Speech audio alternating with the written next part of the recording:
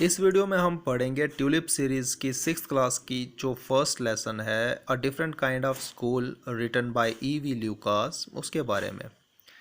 इस लेसन में हमें पता चलता है कि ये लेसन जो है ये एक वैल्यू बेस्ड लेसन है और यहाँ पे एक डिफरेंट काइंड ऑफ स्कूल जो है उसको मेंशन किया गया हुआ है।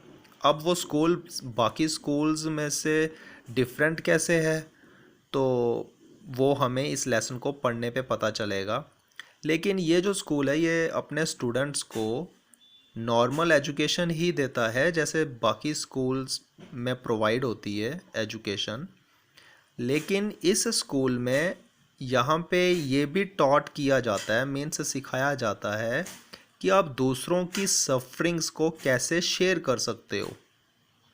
और ये हमें ये भी बताता है कि जो ब्लाइंड लोग हैं जिन्हें दिखाई नहीं देता, अंधे जिनको बोलते हैं, और जो डेफ लोग हैं जो बहरे हैं जिन्हें सुनाई नहीं देता, और जो लेम लोग हैं जो जो लंगड़ा कर चलते हैं, लंगड़े हैं, उनकी डिफ़िकल्टीज़ और सफरिंग्स कैसी होती होंगी, उन्हें कैसा फील होता होगा, उन्हें कौन कौन सी डिफ़िकल्टीज़ और सफरिंग्स होती हैं उनके बारे में भी ये इस लेसन में बताया गया है।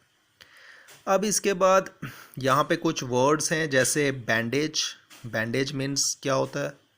पट्टी जिसको बोलते हैं हम। क्रच, क्रच वो चीज़ होती है जिसको लेम पीपल जो हैं वो यूज़ करते हैं, जिसकी हेल्प से वो चलते हैं। उसके बाद क्रिप्पल हो गया। क्रिप्पल मीन्स लंगड़ा कर चलना। उसके बाद honour, honour means great esteem, जिसे रेस्पेक्ट भी बोलते हैं, ग्रेट रेस्पेक्ट। उसके बाद एक वर्ड है miss Fortune. Miss Fortune means कुछ बुरा होना, मिस फॉर्चून। उसके बाद सिस्टम है। सिस्टम एक पूरा सेट होता है रूल्स एंड रेगुलेशन का, जैसे कि कुछ एक पूरा सिस्टम, जैसे कि एजुकेशन सिस्टम हो गया तो ये हो गया system.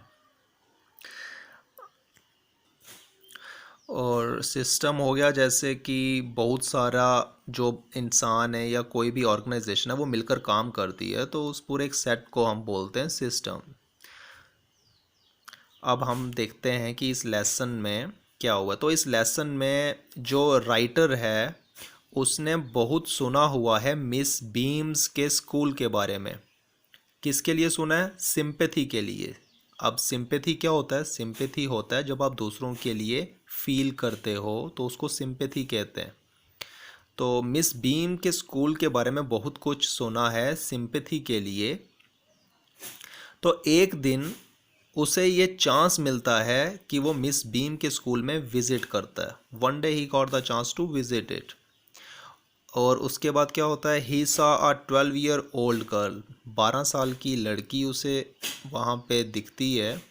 Her eyes were covered with a bandage, और उसकी आँखों पे पट्टी बांधी होती है।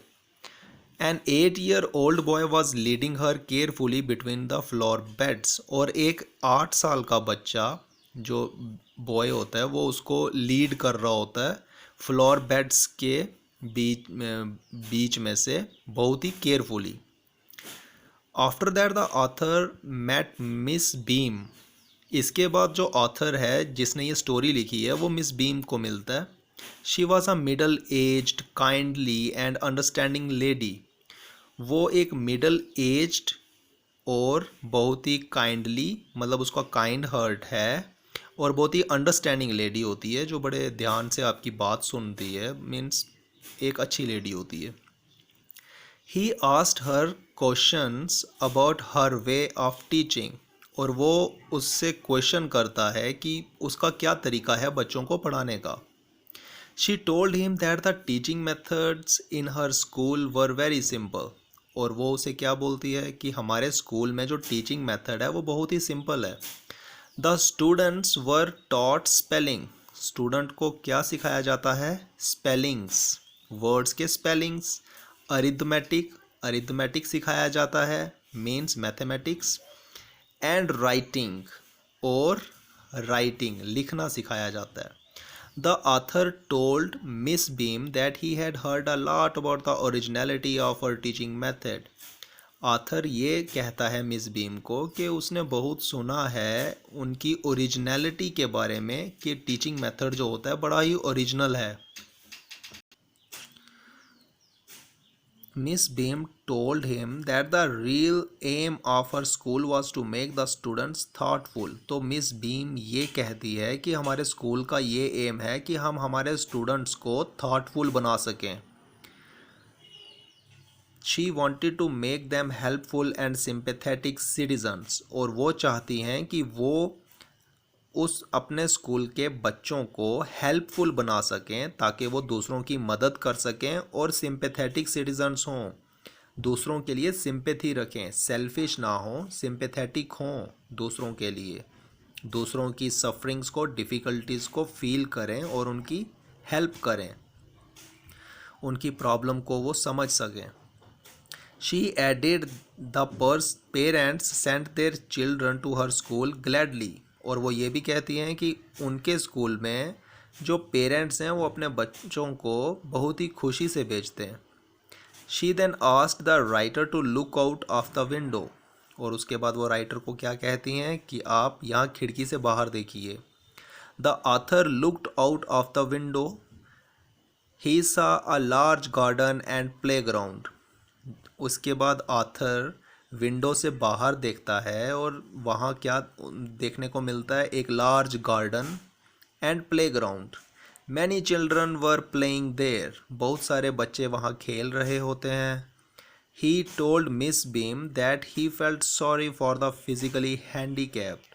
और वो मिस बीम को ये कहता है कि वो बहुत बुरा फील कर रहा है फिजिकली हैंडीकैप्ड स्टूडेंट्स के लिए। Miss Beam laughed at it। She explained to him that they were not really handicapped। Miss beam इस पे ज़ोर से हंसने लगती हैं और ये एक्सप्लेन करती हैं उसे कि वो हैंडीकैप्ड नहीं हैं। It was the blind day for a few while for some it was a deaf day। वो ये कहती हैं कि आज का जो दिन है वो कुछ बच्चों के लिए ब्लाइंड डे है और कुछ बच्चों के लिए deaf day. There were still others for whom it was the lame day। Then she explained the system। और वो ये भी कहती हैं कि आज का दिन कुछ बच्चों के लिए लैम डे भी है और फिर वो एक्सप्लेन करती हैं कि ये सारा सिस्टम है क्या। To make the students understand misfortune, the young were made to have experience of misfortune. और वो ये कहती हैं कि ये सिस्टम जो है ये समझाने के लिए वो बच्चों को ये फील करवाती हैं कि मिसफॉर्चून जो है इसका एक्सपीरियंस कैसा हो सकता है। मीन्स अगर कोई ब्लाइंड है, लेम है, तो ये उसके लिए मिसफॉर्चून है, कुछ बुरा है उसके लिए, तो ये उसको एक्सपीरियंस कर सकें। In the course of the term, every child had the blind day, one lame day, one maimed day, and one dumb day। तो इस तरह से इस कोर्स में हर एक बच्चे के लिए एक दिन ब्लाइंड डे होता है और कभी एक दिन उसके लिए लैम डे है और कभी एक दिन मेम्ड डे है और कभी डम्ब डे है। अब डम्ब्ड मीन्स क्या होता है? डम्ब मीन्स जो बोल नहीं सकता। On the blind day their eyes were bandaged. और ब्लाइंड डे में क्या करते हैं? उनकी आंखों पे पट्टी बांध देते हैं। They did everything with the help of other children. और वो सब कुछ करते हैं दूसरे बच्चों की मदद से। दूसरे बच्चे उनकी मदद करते हैं, जो ब्लाइंड बना होता है वो उसकी सभी बाकी बच्चे मदद करते हैं। It was educative to both the blind and the helpless. और ये एजुकेटिव है दोनों तरह के बच्चों के लिए, जो ब्लाइंड हैं उनके लिए भी और जो हेल्पलेस हैं उनके लिए भी। Miss beam told the author that the blind day was very difficult for the children. Miss beam ये बताती हैं कि ब्लाइंड डे बहुत डिफ़िकल्ट होता है चिल्ड्रन के लिए। But some of the children feared the dumb day. लेकिन कुछ बच्चे बहुत ही घबराते हैं डम्ब डे के नाम से। Dumb day, on the dumb day the child had to exercise will power because the mouth was not bandaged. क्योंकि डम्ब डे वाले दिन उनके मुंह पे कोई बैंडेज नहीं बांधी होती, लेकिन उनको पूरा दिन एक्सरसाइज करनी पड़ती है अपनी विल की, क्योंकि पूरा दिन आपको चुप रहना है, तो आपकी विल पावर उस दिन बहुत ही टेस्ट होती है। तो बच्चों को ये चीज़ बहुत मुश्किल लगती है, dumb day. Miss Beam introduced the author to a girl whose eyes were bandaged.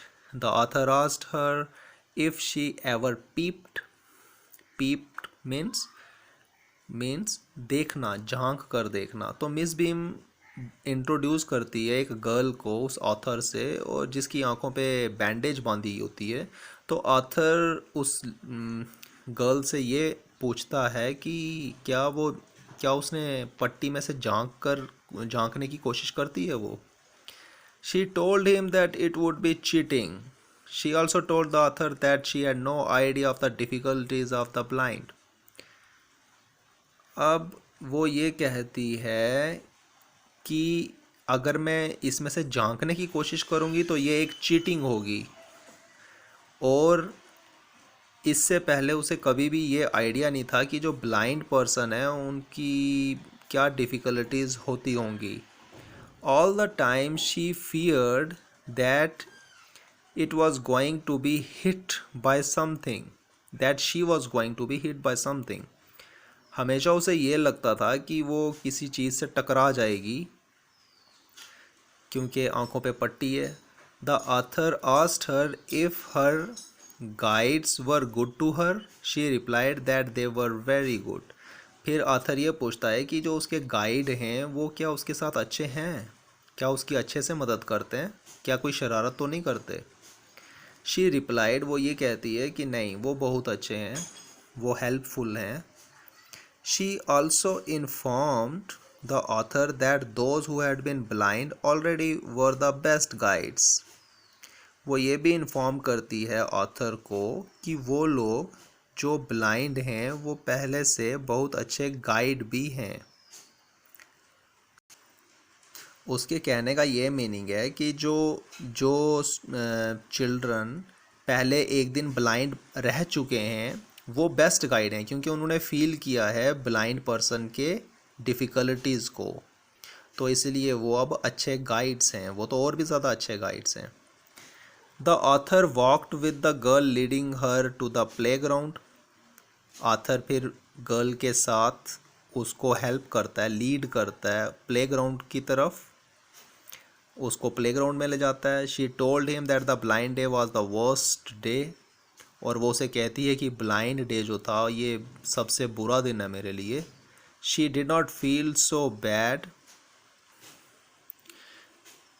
The ma'am day, lame day and deaf day. वो ये कहती है कि किसी और दिन उसे इतना बुरा फील नहीं होता जब मेम्ड डे होता है, लेम डे होता है या डेफ डे होता है।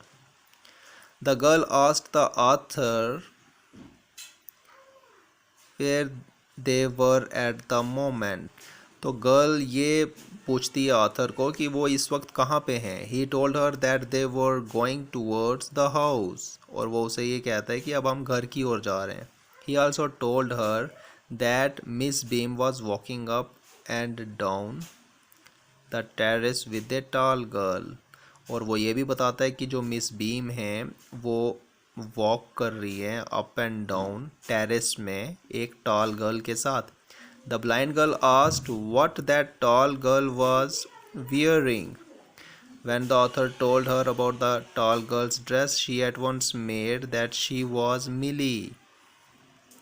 फिर ब्लाइंड गर्ल ये पूछती है कि वो जो टॉल गर्ल है वो कौन है जो मिस बीम के साथ वॉक कर रही है। तो जब ऑथर उसके ड्रेस के बारे में बताता है कि उसने ये पहना हुआ है, तो वो एकदम से पहचान जाती है और कहती है वो तो मिली है।